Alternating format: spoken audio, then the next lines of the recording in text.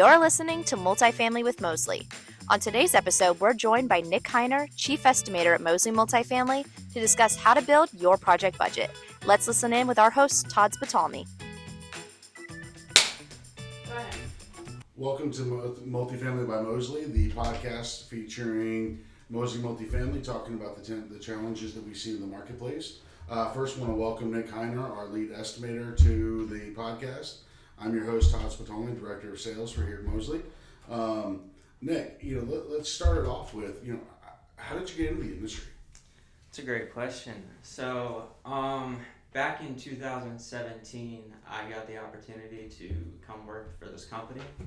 So I took it because I was doing community college. I didn't really know where I wanted to go in my life. So I started off as a superintendent, and then I learned from one of the other person that works here, BJ Mims. And then I did superintendent work for 3 years. And then once COVID hit and a lot of the production paused, we decided to bring me in to learn how to estimate. And then I did a year of really training on how to learn how to actively bid a project, how the budgets work, all the planning behind it. And then for the last year, I've been the main estimator and then working with you guys on all the bids. So, as you've gone through the process of your training and your development, you've kind of seen the change in the marketplace. Pre-COVID, you were superintendent, so you understood what the supply chain issues were, what the product looked like. How does that affect you now as an estimator role?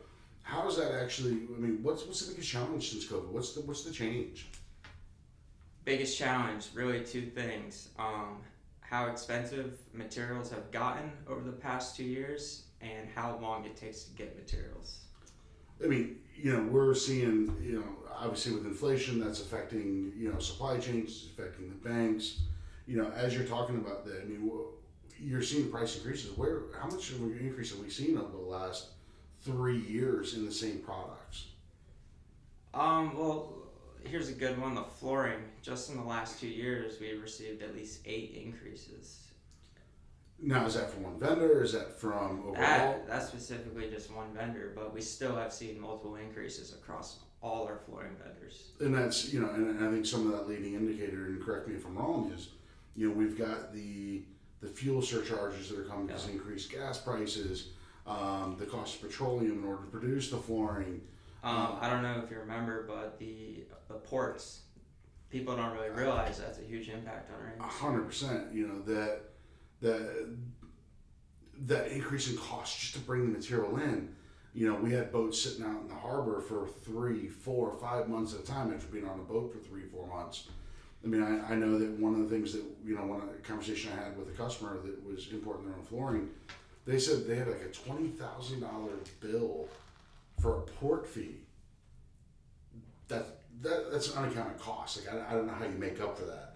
So I can understand that. Currently, what challenges do you see now as we're coming out of COVID in your estimating process with materials? So I'd say the biggest challenge is a lot of our clients, not only our clients, but just the industry as a whole, people are using older budgets that aren't really taking into account all these extra costs that it takes to get the material from China to the United States, to build the material, to pay for the gas, to drive the material. All this stuff adds up. Yeah, I guess the hardest challenge for a lot of our customer bases that we're seeing, and as we're talking about new development and projects, their timing, and that goes into scope development, that goes into design development, right?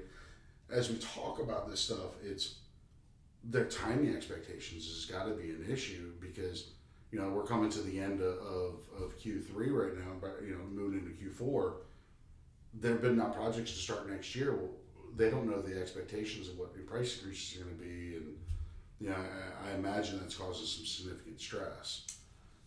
Oh, for sure. Also, even a year ago, people thought just 2020 was going to be a bad year of increases, and then we saw it all year. This year was even worse than last year or the year before that. So no one really knows what next year is going to be like either. Yeah, so So what are you doing in your role to kind of mitigate some of that risk with our customers, for 2023, as we're talking about projects and we're bidding and developing scopes? What are you doing to help mitigate some of that risk for them? Well, I'm real clear with our vendors up front when I bid a project on what the real expectation is for each job. How many units, when we say units, that's apartments we're going to renovate, and then they're able to forecast on their end. So then when I get my budget numbers, they're set for, let's say, 6 months, and then we know going into it on our end, we're set for 6 months, but then we're upfront with the client when the contract begins is that we're going to need to possibly give them increases because we don't know where the market's heading. It's like we had a conversation the other day with one of the nation's largest customer, multifamily operators, and it was, the conversation is, your budget's way too high. Well, my conversation I had with them is like, listen, we budgeted for 2023, based on what we're asking the questions to do. And the response that we got was, no one else is asking that question as to what is next year's price, because obviously they're trying to win a job, they're trying to do this, they're trying to do that. But then what their budgets are getting blown, and we're having to find ways to do that. I mean, what are you doing to mitigate that risk when it comes to, we know this is coming, we've got to hit a number, we know the budgets might be slightly off because they budgeted it last year. What are you doing in your role to help bring that down? What are you trying to do?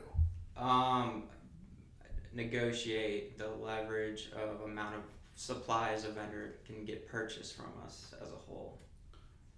Yeah, I mean that's a huge thing. Is obviously making sure that we have the buying power to purchase at a lower rate, to be able to buy more based on volume if we can. Volume, that's the key. The hard part is when it's a smaller project of 3 to 4 units a month, the volume's not there. So what are some options we can do to help bring that cost down based on what their finish schedule is? Lowering the quality of spec. So some people go that route. Some people don't want to go that route.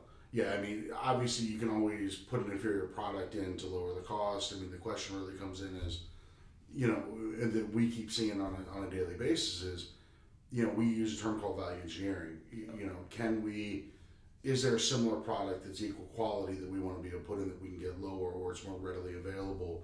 One of the things that we've seen a lot, and you and I had in a conversation the other day related to is, we bid a project back in March using, their specs and their finish schedule. Half that project is no longer, as we're getting ready to start it, even available anymore. I know. I mean, how are you accounting for that potential in your estimates? I just got to be real upfront with our vendors on how realistic we can actually use certain light fixtures, plumbing fixtures, bath accessories to make sure that they have the quantities needed for us to do the project.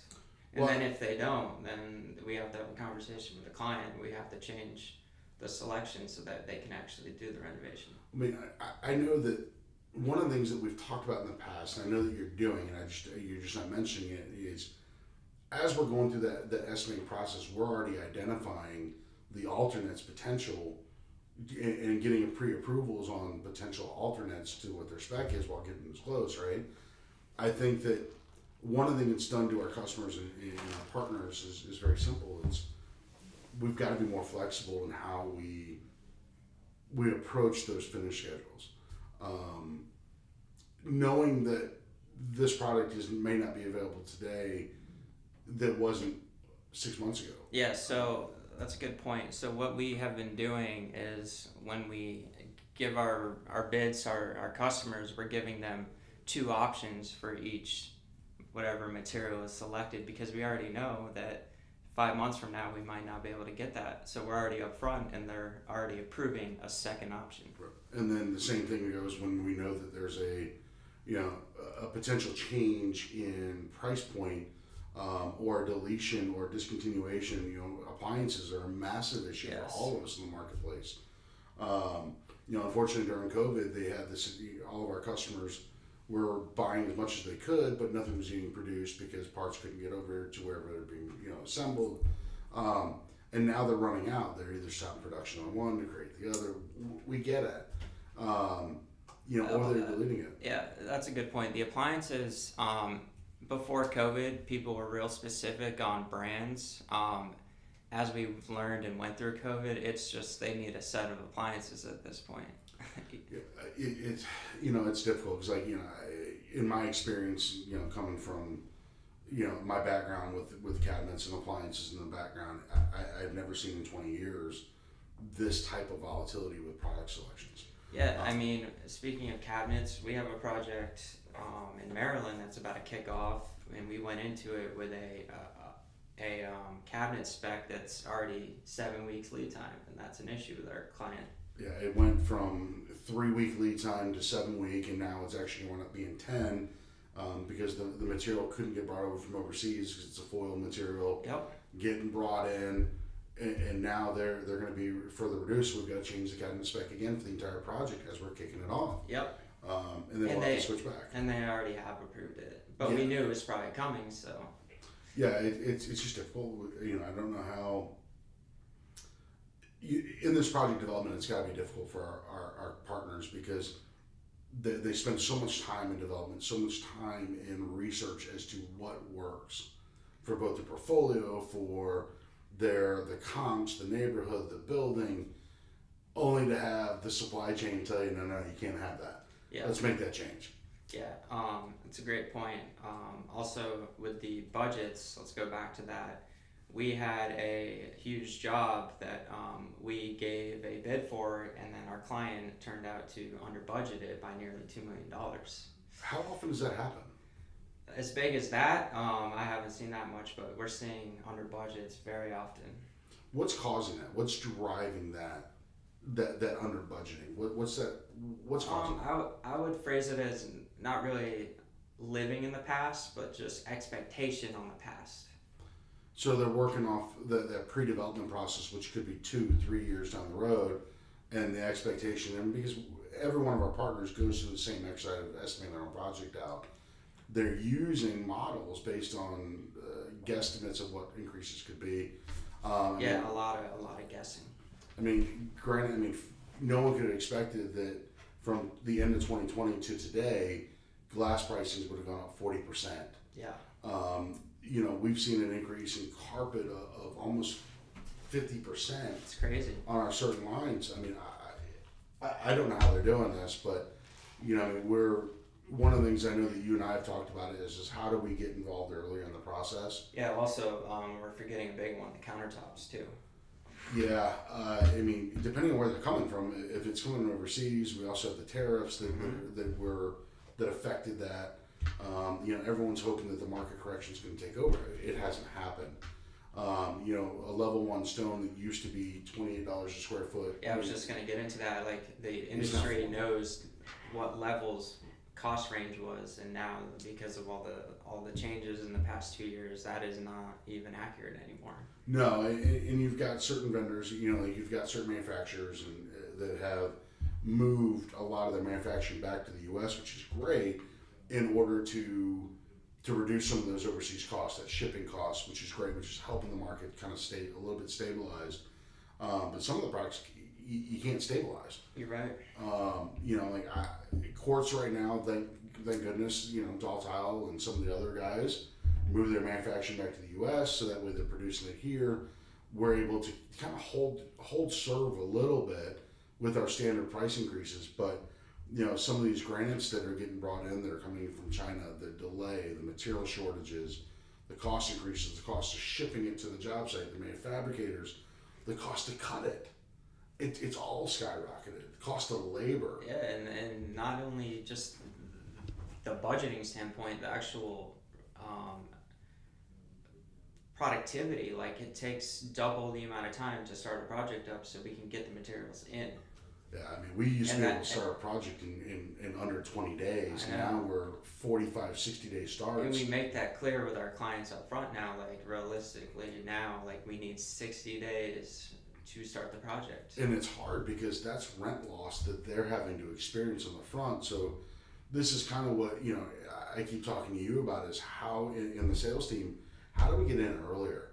Yeah. How do we start getting earlier involved in the process instead of just being a number on a balance sheet? How do we get in there and be a value partner to them to create, make sure they're ordering designing the right products, make sure it's fitting their comps, make sure they're able to get their ROI and they get that return they're asking for to compete and to fill those units.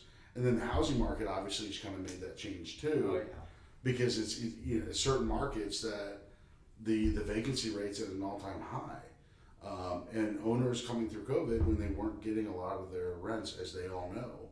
We've got a project in Indianapolis right now that was pre-COVID 70-75% occupied on a 1,500 unit. Now they're at 50 because they had to evict all those people that couldn't afford to pay the rent. Yep. It's not what they wanted to do. Of course not.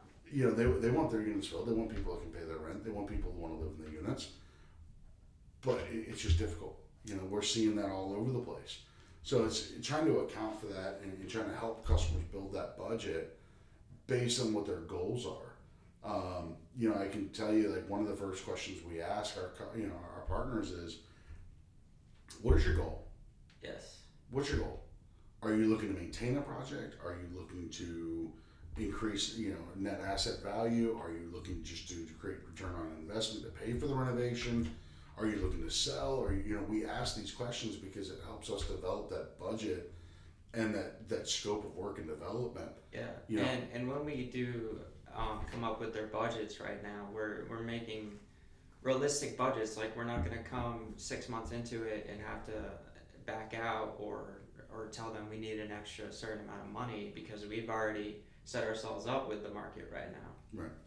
I mean, when it comes to that scope of work, how important is to ultimately be so dialed into that scope of work for the budget? Because I can tell you right now, we see holes all the time. Yeah, so it's a good question. Back to when I was in the field, I did a lot of work with a client known as Equity, one of the biggest in the nation. They have a clear scope of work on every single job, so that there is no confusion and all the budgets are always going to be met. Their buying power is out of this world. And then we have our clients that really don't know what they want. They just know they need to do renovations. And then that's where we come in and help them really make a realistic scope and budget for their project. I mean, that's one of the hard parts is like we see holes all the time in a scope based on a budget that they created. And with the price increases, they're having to make legitimate conversations about what can we do, what can we not do. Oh yeah. It's like, do we replace the cabinets? Do we glaze the cabinets? And the hard part is they're looking at upfront cost.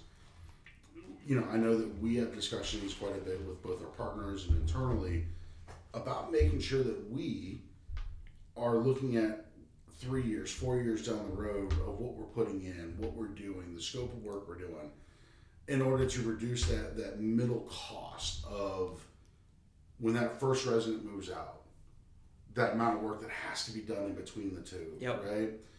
The confusion, and there's competing goals. There's tension between inside of an organization where an asset manager is looking at the overall cost of the entire project. The property manager is looking at the overall cost of what it takes to put a resident back in there, that cost of acquisition for that new resident.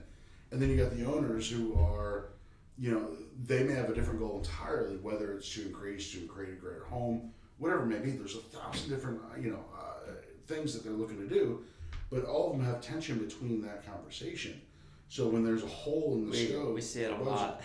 Oh my goodness! Like, we walked that property not long ago, and every baseboard, the entire unit needed to be completely ripped out and redone. But because the budget was built 2 years ago during the DD process when they purchased the property, that had to be removed, and that's difficult. It had to be put on, potentially down the road. So you're not getting, they're not getting as much value for that same budget that they used to get. Yeah, I agree. I think one of the things that you try to focus on is you're doing that budget, and correct me if I'm wrong, is how do we put as much into that scope as we can, but how do you do that when it's a finite number? What do you do? That's a great question, because sometimes I'm going to have a job and I don't want to name drop, but we had one like a month ago where up front they told us where the numbers were and they couldn't go over, and they told us what the scope was. So I did the bid, and I knew just because of how the market is today that it was unrealistic, and then unfortunately we just cannot do the project because they don't have the right budget. But then we have opportunities where we know that they need to do certain items that they aren't asking for up front, but we go ahead and let them know we've included it because of our suggestions and what we know that they just need to do it already, and then they'll listen and see what we have to say, and then we go from there. Yeah, I mean, like we've got a project down in Richmond right now where the budget doesn't call for subfloor replacement. Yeah. But we saw yesterday as we're in the units, out of the first 17 units, all of them had subfloor issues where. And it's not like you cannot ignore it. It has to be addressed. So we're having to make the decision, and we're working with the client today to formulate a plan to stay within budget. So what needs to go, what needs to change, who knows? Yeah. I mean, like right now, we were on the phone last night until almost midnight talking about it. We don't really know where to go because the budget is where it is, but every one of those items is important. But the most important thing is creating a safe unit, creating a healthy unit. And unfortunately, until we solve that problem, nothing else matters, right? I can't move a resident in. Yep. And how do we do that efficiently and quickly and reducing that downtime so they're not losing even further money because they had it in there? That's a question I just don't understand right now. Yeah, and we see it very often. Sales team, we go into these bid walks and they're already trained to look for certain items that we know is going to need to be addressed, and then they're up front from the start, so it's already realistic. And then when they get their proposal/budgets back, it's already in there, and then they won't have to do it again and cost them more money. Yeah, and it's a gentle process that we have to go through because we have to be sensitive to the budget. We have to be sensitive to the market. We have to be sensitive to make sure we can achieve their goals. Making sure we achieve their goals is the most important thing we can do. As a partner, your responsibility is to help them achieve their goals. And if we aren't able to do that, why are we doing it? That's our first commitment, is making sure they're hitting their goals, they're hitting their goals, making sure that leasing agent can rent that apartment quickly and efficiently, making sure the property manager is getting their units done because they know that they're judged on their occupancy rate. The asset manager is concerned about how quickly those units are getting done, they're on budget, and how quickly we get people in so they're not getting rental loss. The owner cares about how to, increasing the value of the property. How do we do those? That's a good question. And then that goes back to kind of like really what I do as along with you is when we bid these projects, we're already setting everything up for when it goes to our production team. They're already set up in the best way possible to do the renovation. Gotcha. Well, you know what I mean? Like every job has a unit type, so we know what each unit type needs to do whatever amount of days is needed. Yeah, I mean that's making sure that we have that data, that information up front is key, and we can communicate that and we can help them stay where they're at. But listen, Nick, I really appreciate it. Yeah. This is really enlightening for me as being in the industry still, hearing it from your side of the point and letting everyone know, because our point is to be of value. Yes. The reason why we created this podcast is simple. We want to add value to our customers. We want to put a sunlight directly on the issues that we're seeing because we see so many pitfalls in this industry. The more information we have out there, the more we can help and be more of a partner to people. But listen, I appreciate it. Really appreciate it, man. Appreciate you having me. Thanks for listening to Multifamily with Moseley. On next month's episode, be sure to look out as we bring back Matt Sugg, former asset manager and current business development manager, as he discusses with Todd what's next.